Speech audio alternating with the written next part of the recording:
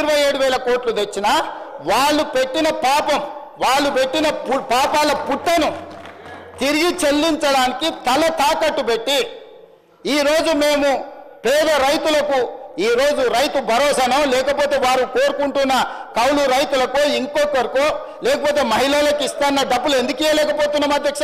Fee reimbursement ఎందుకు సమయానికి ఇవ్వలేకపోతున్నాం? హాస్టల్ల బిల్లులు ఎందుకు సమయానికి మేము కట్టలేకపోతున్నాం? ఎందుకు తులం బంగారము కళ్యాణ లక్ష్మి షాది ముబారక్లో ఇవ్వలేకపోతున్నాం?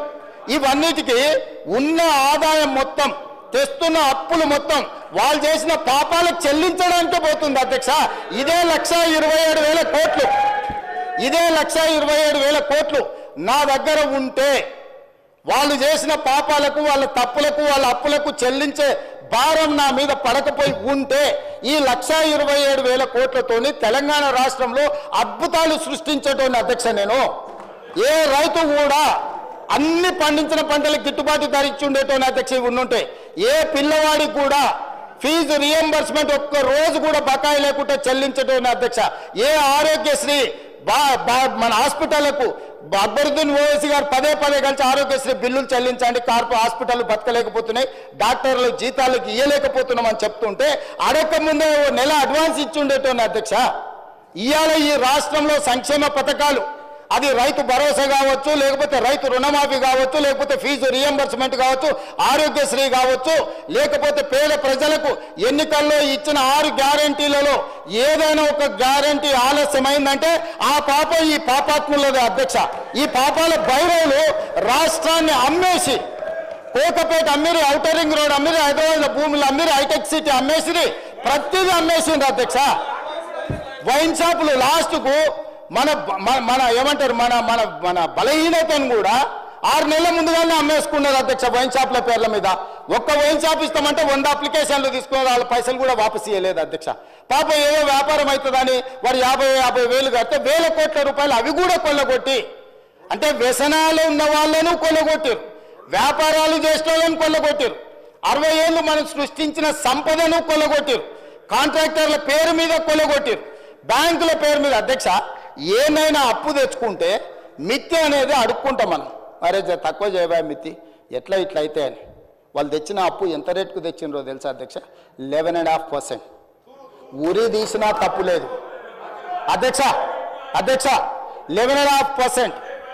ఎక్కడైతే జైకా, వరల్డ్ బ్యాంక్, ప్రపంచంలో గొప్ప బ్యాంకులు కొన్ని ప్రాజెక్టులకు 2% నుంచి 4% మిత్తితో అప్పులు ఇచ్చేది ఉంటే 11.5%తో అప్పులు తేవడం వల్ల ఈరోజు వేలాది కోట్ల రూపాయలు మిత్తికే కట్టాల్సి వస్తుంది అధ్యక్ష. ఇంత ఆర్థిక నేరం ఇతర దేశాలలో పాల్పడి ఉంటే ఉరి తీసి ఉండేటోళ్ళు అధ్యక్ష. దుబాయ్ లాంటి దేశాలలో బజార్లో నించోబెట్టి రాళ్లతో కొట్టి చంపేటోళ్ళు అధ్యక్ష. ఇంత బాధ్యత లేకుండా 11.5%తో అప్పులు తెచ్చే వాళ్ళు ఈ దేశంలోనే ఎవరు లేరు అధ్యక్ష. నేను ఎందుకు ఢిల్లీకి పోయిన అధ్యక్ష 20 సార్లు 23 సార్లు 50 సార్లు ఆర్థిక శాఖలో ఉండే నిపుణులను కాళ్ళు పట్టుకోవాల్సిన పరిస్థితి వచ్చింది అధ్యక్ష. కనీసం నా డెట్ రీస్ట్రక్చర్ చేయి, రేట్ ఆఫ్ ఇంట్రెస్ట్ 11.5% నుంచి కనీసం 7%కో 8%కో తగ్గించు అని 4-5% మిత్తి తగ్గించుకుంటే నాకు నెలకు 1,000 కోట్ల రూపాయలు మిగులుతాయి. ఆ 1,000 కోట్ల రూపాయలు ఏదైతే young India integrated residential schools, SC ST BC మైనారిటీలకు ఏవైతే రెసిడెన్షియల్ స్కూల్స్ ఇచ్చామని గొప్ప చెప్తున్నారు, ఒక్క స్కూల్ బిల్డింగ్ అనే కట్టిరా అధ్యక్ష. కోళ్ళ ఫారంలో కోళ్ళ బుట్ట కింద కోళ్ళను నమ్మినట్టు 4 రూమ్లలో 100,000 మంది పిల్లలు వండుకుంటున్నారు అధ్యక్ష. ఆడపిల్లలకు బాత్రూమ్ లేక 4 గంటల నుంచి ఆ పిల్లలు లైన్లో నించుంటున్నారు అధ్యక్ష. ఆడపిల్లలకు బాత్రూమ్లకు సమస్య ఉందని మంచినీళ్ళు తాగుతలేరు అధ్యక్ష. ఆడపిల్లలు హృదయ విదారకంగా ఉన్నాయి అధ్యక్ష. జీవోలు ఇచ్చేసి హాస్టల్ పెట్టేసి ఎస్సీ ఎస్టీ బీసీ మైనారిటీ పిల్లలు కాబట్టి వాళ్ళు చావని అని వాళ్ళ కర్మకు వదిలేసి ఆ పిల్లల జీవితాలతో చెలగాటమాడి ఇవాళ 10 నెలల్లో మీరు ఏం చేయలేదు, హాస్టళ్లలో చచ్చిపోతున్నారని సిగ్గు లేకుండా తిరుగుతున్నారు అధ్యక్ష. ఇన్ని 100 హాస్టల్ ఇచ్చిన రెసిడెన్షియల్స్ అంటారు కదా, 10 ఏళ్లలో మీరు ప్రగతి భవన్ కట్టుకున్నారు, మీరు సచివాలయం కట్టుకున్నారు, మీరు ఫామ్ హౌజులు కట్టుకున్నారు, 33 జిల్లాలలో పార్టీ ఆఫీసులు కట్టుకున్నారు, టీవీలు పెట్టుకున్నారు, పేపర్లు పెట్టుకున్నారు, 1,000 కోట్ల రూపాయల వ్యాపారాలు చేసుకున్నారు. కానీ ఆ పేదోళ్ళ పిల్లలు చదువుకొని హాస్టల్స్ కట్టిరా అధ్యక్ష. లక్షలాది పిల్లలు అధ్యక్ష, మన పిల్లలు అధ్యక్ష. ఎవరి పిల్లలు అధ్యక్ష? వాళ్ళు మీకు అధికారం కట్టబెట్టిన వాళ్ళ తల్లిదండ్రులు కాదా? వాళ్ళు మన కుటుంబ సభ్యులు కదా, మీ మీద ఎంత నమ్మకంతో ఎంత విశ్వాసంతో మీకు 2 సార్లు అధికారం అప్పచెప్తే మీ నిర్వాహకం, మీ విలాసవంతమైన జీవితం, మీ సెంటిమెంట్లు, మీకు కావాల్సిన గూడు పుటానీలు తప్ప ఆ పిల్లలకు ఒక గూడు కట్టిండ్రు అధ్యక్ష. 10 ఏళ్లలో ఎన్ని హాస్టల్స్ కట్టిండ్రు? 10 ఏళ్లలో ఎప్పుడైనా వాళ్ళ మెస్ ఛార్జెస్ నువ్వు టైంకి ఇచ్చినవా? 10 ఏళ్లలో ఎప్పుడైనా ఆడపిల్లలకు కాస్మెటిక్ ఛార్జెస్ ఇచ్చినవా? ఆడపిల్లలు తల్లిదండ్రులు సొంత బిడ్డను, పేగు తెంచుకొని పుట్టిన బిడ్డను హాస్టల్లో పెడతారా అధ్యక్ష? ఎంత పేదరికం ఉంటే, ఎంత తప్పని పరిస్థితి ఉంటే ఒక తల్లి, వీళ్ళు శ్రీమంతులు, వాళ్ళ పిల్లల పట్ల వాళ్ళకి ప్రేమ ఉండొచ్చు, కానీ శ్రీమంతులకు వాళ్ళ పిల్లల మీద ఉన్న ప్రేమ పేదోళ్ళకు లేదా అధ్యక్ష? మా దళితులకు, గిరిజనులకు, ఆదివాసులకు వాళ్ళ పిల్లల మీద ప్రేమ లేదా? ఆ ప్రేమ ఉన్నా ఆ ప్రేమను చంపుకొని కప్పి పుచ్చుకొని ఆ ఆడబిడ్డల్ని ప్రభుత్వ పాఠశాలలో చదివించడానికి పంపిస్తే బాత్రూంలో కట్టేనందుకు 10 ఏళ్లలో సిగ్గుతో తల ఉంచుకొని ముక్కు నేలకు రాసి క్షమాపణ చెప్పాలి దళిత, గిరిజన, ఆదివాసీ సమాజానికి అధ్యక్ష. ఇవాళ ముఖం చెల్లక వారు రావట్లేదు, వారు వస్తారేమో అడుగుదాము కడుగుదామని సంవత్సరం నుంచి ఎదురు చూసిన అధ్యక్ష. ఇవాళ సందర్భం వచ్చింది కాబట్టి ఈ అంశాలన్నిటినీ నేను ప్రస్తావిస్తున్నా అధ్యక్ష. నాకు ఆ బాధ, దుఃఖం, ఆవేదన ఉంది కాబట్టి 40% నెట్ ఛార్జెస్ పెంచిన, 200% కాస్మెటిక్ ఛార్జెస్ పెంచిన, నా ఆర్థిక మంత్రిని పిలిచి స్ట్రిక్ట్ ఇన్స్ట్రక్షన్స్ ఇచ్చిన, నా ఫైనాన్స్ సెక్రటరీకి చెప్పిన, నువ్వు గ్రీన్ ఛానల్ వాళ్ళకి పేమెంట్ లేకపోతే నిన్ను సస్పెండ్ చేస్తానని అధికారిక వార్నింగ్ ఇచ్చిన అధ్యక్ష. ఇది నా నిబద్ధత. నీలాక కాంట్రాక్టర్ల కోసం, కమిషన్ల కోసం ఔటర్ రింగ్ రోడ్ అమ్ముడు, లేకపోతే కోకాపేట్ల భూములు అమ్మి కాంట్రాక్టర్లకు ఇచ్చి కమిషన్లు కొట్టలే అధ్యక్ష. ఇవాళ నా నిబద్ధతను నువ్వా క్వశ్చన్ చేసేది? మీ స్థాయి ఎంత, మీరెంత నా గురించి మాట్లాడడానికే? ఇవాళ పరిపాలన మీద నాకా మీరు చదువు చెప్పేది?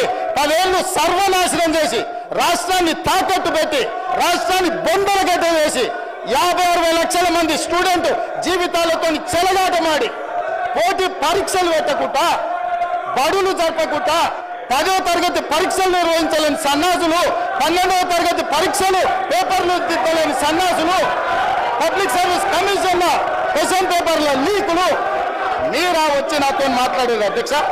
అందుకే అధ్యక్ష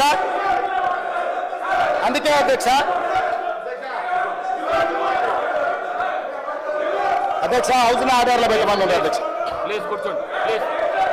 అధ్యక్ష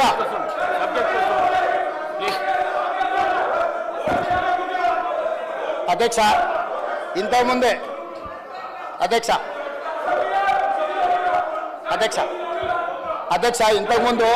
ఇంతకుముందు సభ్యులు తారక రామారావు గారు మాట్లాడుతూ కాళేశ్వరంలో మేము ఉచితంగా నీళ్ళు ఇస్తామన్నాడు, మిషన్ భగీరథలో ఉచితంగా నీళ్ళు ఇస్తామన్నారు. అదేవిధంగా